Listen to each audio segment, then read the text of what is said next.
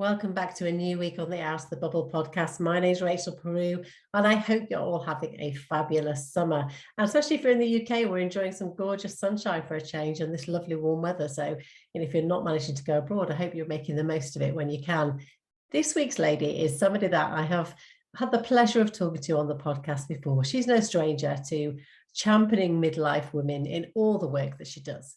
It's time to reconnect with Rachel Lankester. Rachel has so many different strings to her bow. She is the head of the founder of Magnificent Midlife, an online hub which inspires women in midlife and beyond. She's also the leader of the Mutton Club, which is an online magazine celebrating and informing women over 40. She runs a podcast, Magnificent Midlife Podcast, which celebrates, champions, and empowers women in midlife and beyond, sharing stories just like I do. And she has now got author to add to her list, a book that I have really just binge read and will be reading again and cannot recommend enough. And we will be talking lots this morning with Rachel about the book, the Magnificent Midlife, Transform Your Middle Years, Menopause and Beyond. And I really, really enjoyed it. So we've got lots to catch up on. And what I'm really looking forward to is I interviewed Rachel 3 years ago on the podcast, and I've been watching her progress when she first started, and she was talking about finding her voice. Well, she definitely has found her voice now and is using it to lift and empower other women up. So grab a coffee and enjoy. So welcome back, Rachel. Long time no see. I know, you were just telling me it's nearly 3 years, isn't it? Oh, it is, yeah. It was episode 20, October 2019, and a lot's happened since then. We've got a lot to catch up on. We have. Well, you were a very early guest on my podcast, and I think I was quite an early guest on yours as well, wasn't You were, yeah. And I've loved watching your journey, and we have got so much to talk about this morning. Before we really get started into the nitty-gritty, I asked my guests the same question. What 3 words would you just use to describe yourself, and why? Well, I'm going to cheat, right? Yeah. And I'm going to cheat because the 3 words I might use tomorrow might be completely different to the 3 words I want to use today. But I was thinking about this earlier. And there's one word that will always work, and that's curious, because I always want to be curious about everything. And I just want to understand why. Yeah. And then for today only, we've got tenacious. Sometimes I can always be tenacious, but tenacious, particularly because I'm battling away and I'm beavering away and I'm keeping on going, even though what I think and say isn't always very popular. I'm trying to be tenacious about keeping on going. And then I've got 2 alternatives. My third one, I'm really cheating here. I've got passionate, because I do think I'm really passionate, but I'm also divergent. And divergent, particularly today, because I like to take the diverging view. I like to be the person that says, well, hang on a minute, that doesn't sound quite right to me. Yeah. So I'm going with curious, tenacious, and divergent today. Love those words. I love asking guests those words, because it just gives you a real insight into, like you say, where you are at right now, because it might be completely different tomorrow. But thank you for sharing that. So for anybody that might not have listened to our first chat, let's just kind of catch up so that people know exactly what you stand for, who you are, and what you're doing, because you have lots of strings to your hats under the Magnificent Midlife umbrella. So where do you start? Oh, goodness me, I don't know really. Well, originally I had the Mutton Club magazine, which I still have, and which actually continues to go from strength to strength. And it was all about challenging this narrative of, mutton dressed as lamb and women getting to a certain age and being mutton, and I wanted to change all that, but mutton didn't work very well because women they went, oh, I don't like the word mutton. So eventually it morphed into Magnificent Midlife. So Mutton Club still exists. Now it's Magnificent Midlife, and it's a book, it's a podcast, it's an online community, it's a membership, it's one-to-one and group midlife mentoring.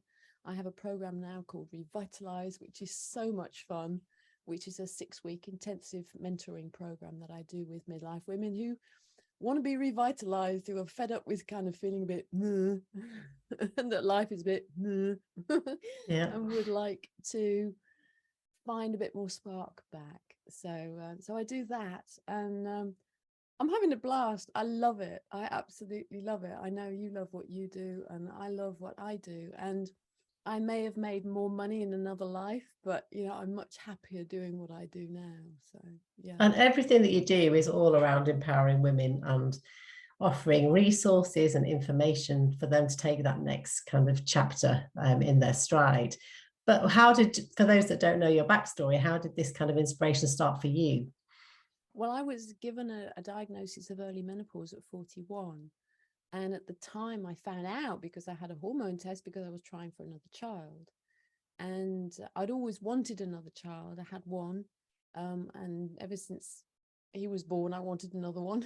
And it wasn't to be. And in fact, I think I talk about my book being my baby now. And it feels a little bit like that because I have birthed a book, which is very exciting. But it was this diagnosis that really, it's such a cliche, isn't it, to go on a journey, but I really did go on a journey because my initial reaction to that diagnosis was made so much worse because I had bought into all the negative narratives about menopause being the end of meaningful life, that I was now a shriveled up old prune. No one had ever told me that, but that was the message I had picked up through life, with the advertising and everything else. I had learnt that I was no longer of as much value as I had been before.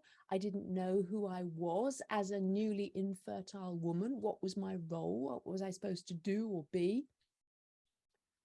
And so I, being curious, I went digging, and being tenacious, I kept on digging. And being divergent, I came up with new narratives. They're very good 3 words actually for me. They are. I came up with completely new narratives that worked for me.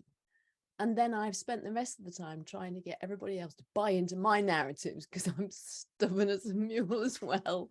And I don't like these, we're washed up, we have no value, this focus on youth. I know you don't either. And, we have to be the perfect body shape, we have to look the perfect way, etc., etc. And I just got really fed up with it. And so I've spent my time trying to change things. That's it. And it's you found your voice, haven't you, when you were using it to really challenge people's narratives. And like you said, it's kind of ingrained in us from generation to generation, isn't it? Subliminal messages from society, from media, from advertising. Do you think since the time you started this to now, you are seeing a change gradually, or do you still think that this is just kind of a bit of tokenism and we've still got such a long way to go? I think it's a mixture of the two. I think we've seen a lot of change, but I think there's a lot of tokenism and ticking of boxes, and we have a hell of a long way to go. Yes, because while we're talking a lot more about midlife and menopause, especially, in my view, we're saying the wrong things. Yes, yeah. And interesting how when we last talked in 2019, you spent a lot of time talking about finding your voice and finding what brings you passion and what kind of drives you. And I've noticed that you recently have really started to use your voice and share that. And I love that about you. The recent article in the iNews that was really challenging the way that the menopause is being portrayed as this kind of lost cause and it's all doom and gloom. And I'm with you. I don't want the midlife, the menopause to define me. No, I don't want women to be defined by our hormones. Yeah. Because that just plays into the patriarchy, I think. I really do. It just keeps us in place. And I don't know how far you want me to get onto my hobby horse and my soapbox. Well, no, go for it. No. I mean, so for anybody that hasn't read the article, what was the kind of, how can you summarize it? Well, the headline they chose wasn't brilliant, that I want women to have menopause parties. And of course, people saw that and said, oh, you're undermining our experience of menopause and how terrible it can be. And I am in no way doing that. I myself was given an early menopause diagnosis at 41. It was bloody hard. And I am not anti-HRT. I went on HRT from about, I think it was 44, 45 to about, it was average menopause age of 51, because I'd always decided that I wanted to come off it when I reached normal menopause age. So what I have done is I've changed my life. I've changed how I live. I've changed my lifestyle. I've changed how I manage stress. I've changed what I eat. I've changed what I drink. I do lots more exercise now than I ever did. I've started meditating. I do journaling. All of these tools and ways of living, and particularly mindset, have enabled me to not need any HRT since I was 51. I really didn't feel I needed it then. I'd kind of gone on it before because the narrative was to protect my bones and heart. So I did that, but then I made the decision to come off. So I get really frustrated by this whole deficiency narrative that we now have, that menopause is an estrogen deficiency. Because I'm now 56, I'm a postmenopausal woman. I am not taking any synthetic estrogens. I have lots of phytoestrogens from plant products in my diet. I do not feel deficient. And I think that some of these narratives that we're putting out there, don't help the cause of older women. And it isn't until we're postmenopause that we actually think about that, because I don't want to be defined by my hormones. I don't want people to think that I'm deficient because I don't have estrogen inside me, or as much estrogen, because the body continues to make estrogen. I'm not deficient. So I'm not anti people having the HRT if they feel they need it. But I also want women to look at the underlying issues, because I think there is a tendency in modern life, there's a cost to modern life. I absolutely believe there is a cost to modern life. And if you look at other cultures and even, other groups of people within other cultures, people have a very different response to menopause and getting older.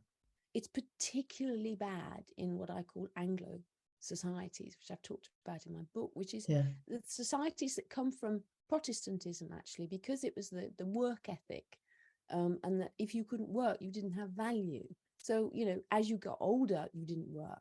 And as a woman, you didn't work, so double whammy. No wonder, we are seen to lose value as we get older and as we go through menopause. What is our role as an infertile woman?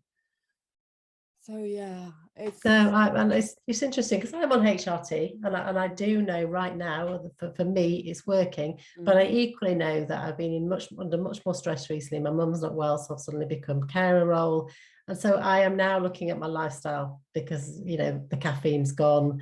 I'm trying to get more exercise in. It is a balancing act, isn't it? And we've got to talk more about the other things that we can do to help ourselves to take control of that, haven't we? That's what I want. I think there's too much of the narrative that's going out there is HRT or bust. And now with the deficiency narrative, there are practitioners out there who are saying to women, if you don't take HRT, you are at greater risk of Alzheimer's, heart disease, osteoporosis, depression, early death. I mean, let's just pile it on. I mean, why would you want to live past menopause anyway? You're just instantly going to get all these things. And there are women who have had breast cancer who cannot take HRT, and they're going, well, what about me? Am I going to get Alzheimer's, heart disease, osteoporosis, depression, early death? It's just wrong. And that's why I'm really today I'm very frustrated about it, because we're talking about it much more, but I really believe we've got the messaging wrong. And all of those diseases I talked about, those are diseases related to age. They are not caused by menopause. And I take my inspiration from two things. One's the whales. I'm always talking about the whales. Well, I was going to ask you about the whale, because I loved that story last time. So yes, that's on my notes. Whales. I know it's genetically different, so it's a bit like comparing apples and pears. But the whales go through menopause. There's no HRT for the whales, and they become the leaders of their pods. The younger male whales die off, but the female, she goes ahead and she leads her pod, often up to 50 years. So I really think that older women, post-menopause, we are of more value to our communities, our society, as leaders than as breeders. So It there's the seems to me, whales. there's a gap there, that we don't hear many stories of post-menopause. So we hear lots about perimenopause and we hear lots of women in the menopause, but I'd love to hear more stories from women that have been through it and are now thriving at the other side of it. Mm-hmm. Well, I'm always talking about this is a tunnel, not a cave. Yeah. You know, it may be difficult, but it's a transition. Puberty wasn't easy. Mm. Pregnancy and childbirth isn't easy for most people. Yeah. But the overarching narrative for both puberty and for childbirth is positive, whereas the overarching narrative for menopause is negative. It's negative when you're in it, and it's just negative. You know, it's just something negative. And I don't see it like that anymore. I did, but I don't anymore. I see it as a time when we can really transform into who we were always supposed to be. And that I find so exciting. And that's what I want to get across. I really, as I say in the book, I want to rebrand menopause. I want us to see it more as the second spring, which is what the Chinese describe it as. You know, I see this as an amazing transformation. I'm completely different now than I was 15 years ago when I went through, well, had the diagnosis of early menopause. Yeah. I'm very different, but I'm no less. I'm more. I think I'm more. Yeah, I love that. I would say that. I love that more. Yes, definitely. I mean, what's the process though? Because it's easy to talk about changing the narrative, but when you're in the middle of it and when you are bombarded by media and advertising that's telling us that it's all doom and gloom and how do we get out of this? It's hard to think there's another way to think about it. So what steps would you advise women to take to try and kickstart that shift in mindset? Well, I would really take inspiration from other examples. The other place I was going to just talk about was the blue zones. So the blue zones are these areas of the world where people have very high longevity and a healthy older age. And women especially, they're living into their hundreds. Well, guess what? They don't have HRT for that.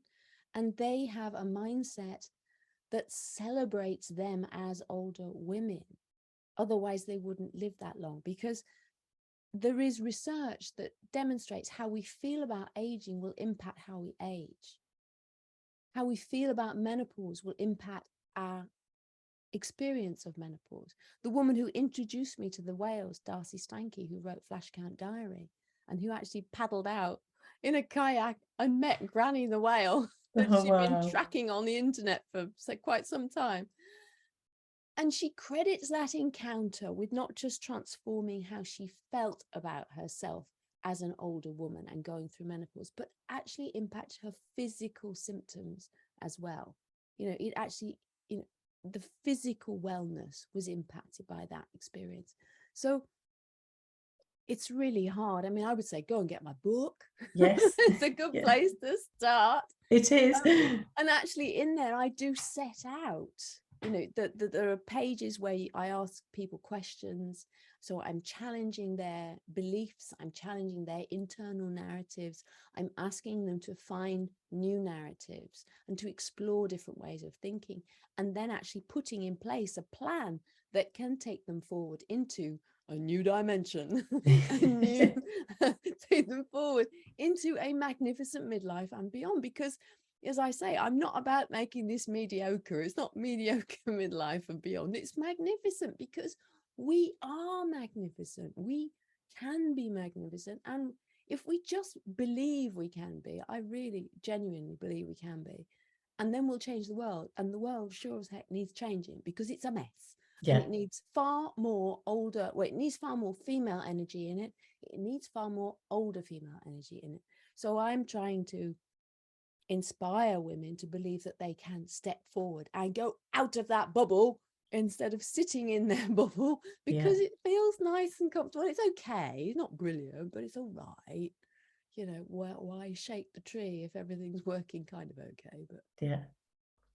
So how challenging was writing the book then? Was that you stepping out of your bubble? Oh, yes, totally. Oh, my goodness. Writing a book is so scary. I thought doing a podcast was scary. I thought blogging was scary. I thought doing lives on Facebook was scary. Ha ha ha ha. Because writing a book, well, for me, it was my heart and soul. It was my heart and soul written on the page. And you've only got to have somebody saying, well, this is a load of rubbish. Nobody has, thank goodness, yet. For then you really are putting everything of yourself out there, especially if it's a personal. Mine is a personal book. It's not fiction. I think it's, you can hide behind fiction. You know, you can say, oh, it's made up. You know, but this is, it's not a lot of memoir, but there is a bit of memoir in it at the beginning, and I'm very much writing from my personal experience and my personal passion. So yeah, it's like, okay, this is about as vulnerable as I can be. And have you grown through that process? What did you find out about yourself going through it? I'm guessing that you were even more tenacious than you first thought you were. Yeah, I was telling you before we hit record that actually it took me a long time to write the book, and it probably should have taken me about a year. Well, it took me 2 years. And the reason why it took me 2 years is, one, because COVID happened, and two, because I got depressed. And I didn't want to write. I couldn't write. I'd had no impetus to write. And then I did what I have learnt to do when I need help. I ask for help, and I went back into therapy, and my therapist, bless her, she helped me get back over the finish line and get the book done. And that was amazing. So yes, I definitely went on a journey of discovery while I was writing it. And it's hard. It's hard. You've got to be tenacious. You've got to be, just keep on going, keep pushing through. But I knew I had so much to say, and the world wasn't hearing me. And I wanted to be heard. So I had to write the book. I had to write it. I had to say, this is my alternative narrative. You know, it's not an alternative universe, but it might as well be. But it's my alternative narrative. And what I love about it, and there's lots of things, I've read it, I binge watched it read it one afternoon, and I will read it again, and I made loads of notes, because I like the way that you do challenge people's narratives, and it makes people think about where you've picked those up from in society, and it makes you see clearer. But also it does challenge you to think differently. And I think we're not very good at that in general, at being challenged and sitting down and thinking, okay, well, what else could I think? How can I think differently? And I think it's really practical help as well as very informative. It was the practicality of it that I really liked. So I'm a big fan of the book. I think it's brilliant, and I would definitely recommend it. So well done. But it's interesting you said about asking for help. Is that something that you've always been good at, or are you better at asking for help now, the older you've got, do you think? I don't think I asked for help until I was in my early 30s. And then my relationship was in real trouble, and I needed help, and I was in another country, and so I didn't have much support network. And that was the first time that I really went into therapy. I think everybody should have therapy, whether they think they've got problems or not, because it's a process of understanding yourself. And if you're curious like me, you know, I want to know why I do things. Why do I react in certain ways? Why did I respond to my early menopause diagnosis in the way that I did? You know, why, as soon as I come off HRT, although this is a physical thing, not an emotional thing, why did I have a hot flush as soon as I had some alcohol or chocolate? You know, those were the triggers for me. But that is a physical thing, not an emotional thing. But yeah, so I think I get better at asking for help. I'm not frightened of asking for help. And I probably wouldn't have talked about it like this when I was young, but I'm not at all embarrassed now to talk about it, because I think it's so important. And I think it helps other people know that, you know, when you need help, you have to get help. And you've started mentoring as well, so you're helping lots of women in so many different ways. But is there kind of some elements that these women all have in common? What are the kind of key things that women are really struggling with, do you think, in midlife? Not just obviously the physical symptoms of menopause, but the mental I think blocks. It's probably imposter syndrome. And imposter syndrome it peaks around menopause. Surprise, surprise. Yeah. But I think there's a lack of acknowledgement about what we are each capable of. And so we do build a small bubble. And we stay in that small bubble. And yet, actually, if we expand out, if we are helped to expand out, and that's what I'm trying to do, is open people's worlds, open their eyes, make them curious, then there's so much that women can do. We are so much more powerful than we think we are. Honestly, we are those whales leading our pods. Yeah. And that's what we do. But I'm always talking about how estrogen, I see estrogen as the biddable hormone. It's the one that makes us behave. It's the one that keeps us compliant and nurturing everybody else. Well, guess what? Post-menopause, if you don't have as much of it going through your veins, so you're more able to put yourself first. You're more able to, think about things that don't necessarily focus on nurturing the family. I think there's an evolutionary reason why the empty nest coincides with menopause, because we're maybe in a better place to be able to make the very most of it. It's really interesting, actually. That before, actually. No, that's really interesting because I've just my youngest is a second year at uni, so we've kind of practically got that empty nest now. But also, I've started being more vocal about things that I want in life and things that maybe I haven't been happy with around the whole family kind of scenario that I would never have said before. Whereas now I think, well, if I don't say it now, when am I going to? Why am I holding all this in? And I feel so much better for it, and I've stopped worrying about other people's opinions. And maybe that's not a good thing or a bad thing. I don't know. It's a brilliant thing, believe me. But it's different for me. Is that I have noticed I am much more vocal about things that I've probably kept in for a long time, and it's freeing, actually. Yeah, that's really interesting about the empty nest and that kind of coalition with this. It's quite an exciting time. I went through the empty nest at first as there's like a grieving process almost, because you're thinking, okay, that's all that lifetime of being the kind of that role as a mother changes, and you've just got to adapt to it. And now I'm loving it. I love it. I love the freedom to get on and do what I want to do without that responsibility. The responsibility is still there, but it's very different, isn't it? And I think it is. It's a mindset, isn't it? Yeah. Oh, yeah. It is totally about mindset. And I think that's one thing I have learned, is that anything that you think and believe, you can turn it around.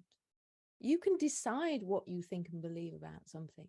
And our neural pathways will change over time. We can teach our brains to do different things. There's a brilliant book actually by Dr. Luann Brizendine, who's been on my podcast, and it's called The Upgrade. And she talks about how the female brain gets better and stronger post-menopause. And all we read about is brain fog, and people think it's early onset Alzheimer's. Well, that may happen during menopause, but hopefully when you're through it, things will settle down. But you have got to take better care of yourself and work on your stress, because I think that's when I talked about, there's a cost to modern life. People have very stressful lives. And when Michelle Obama was talking about having been on Air Force One and needing her HRT, I thought, good on you, woman. You've probably got the most stressful life on the planet. You take your HRT, fine. But even there will come a time when she will need to address that. And okay, her husband's no longer a president, so maybe things are better, but I imagine she's probably still got a pretty stressful life. And I think there comes a time when we do need to stop and to think and to listen to our bodies. That's what I've learned to do, is to listen to my body. I don't ignore it anymore. If it gives me an ache, I think, okay, what's going on? And I don't attribute everything to age. Nothing do I attribute to age, actually. Because there's often something else going on as well. No, and at the moment I've got bad back, and it is because I'm quite stressed at the moment, and I'm in a situation that I'm kind of stuck in. I feel stuck in, but that's my weakness. It's gone to my back. And so now it's okay. I've got to stop and listen to my body and get out walking and do the things that I need to do just to keep myself ticking over and not. And normally I would have just pushed that aside and just carried on and it would have got worse. Whereas I think if you can connect to your body, you can learn so much, can't you? Yeah. What do you wish you'd, looking back now at the beginning of this journey, what do you wish you'd been told much sooner? Oh my goodness. I wish I'd been told, that menopause was this really fantastic opportunity waiting for me. And then I might struggle a bit, but, it would be fine in the end. And I wish I'd known about perimenopause. I wish I'd known that it could start so much earlier than we think. But I also wish, that I'd known that what was coming on further down the line, was really good, really good. Keep sharing that because I want to hear lots more about. I want to hear lots more from postmenopausal women to know that there's an end to this and it's not just all doom and gloom and we can thrive and grow and continue to do so. So what's next for you now, Rachel? Obviously you've got the book out. I think you're writing another one. What's your kind of ambitions and goals? The second one's it's kind of on hold at the moment. It's there, it's still there, but it's kind of on hold. What am I going to do next? I don't know. I recorded a solo podcast at the weekend, not having done one for ages. And I was saying, I thought by now, 15 years, I'd have got out of menopause by now. I'd be talking about aging and ageism more. But I keep feeling myself getting sucked back because there's a lot of stuff that I don't agree with and don't like about the current talk about menopause. So I think I'm probably just going to keep plugging on. Plugging? No, plugging's picking up litter and jogging, isn't it? Yes. plodding on. That's what I want to do. Plodding on, trying to redress the balance and trying to get people to realize actually the connection with gendered ageism. Because, people, I've seen a research report done by an organization that said, menopause, there's all these women saying it makes them feel invisible. I'm sorry, it's not menopause that's making you feel invisible. It's gendered ageism. Yeah. And it's also internalized gendered ageism because you've bought into that. So I think I want to try and make people aware of this connection. I want people to understand that in other cultures where women, get more status the older they get, there is a correlation that they have a better menopause experience. I know correlation doesn't equal causation, but it's interesting. I'm curious, why is that the case?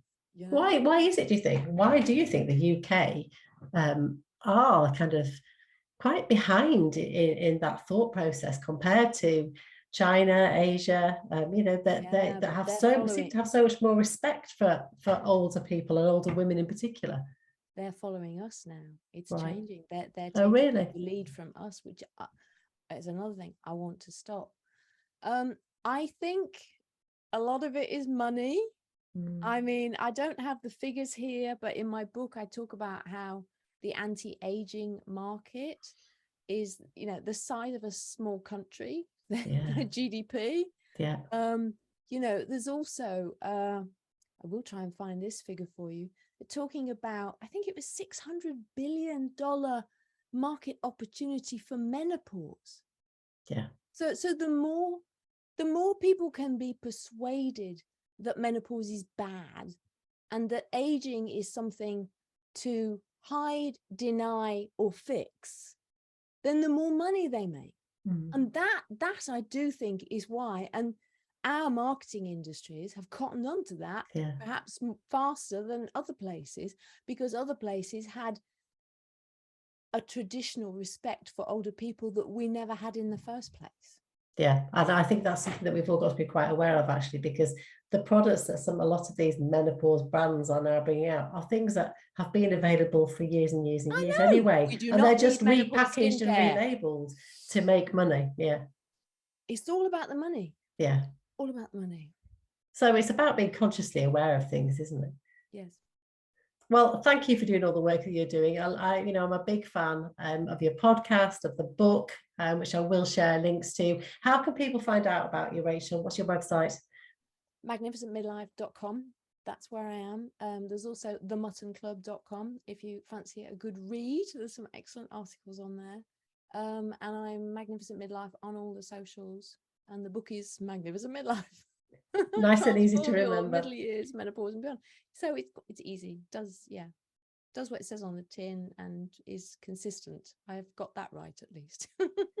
And have you surprised yourself along this way, on this kind of journey that you're on? Have you surprised yourself? What have you surprised yourself the most with?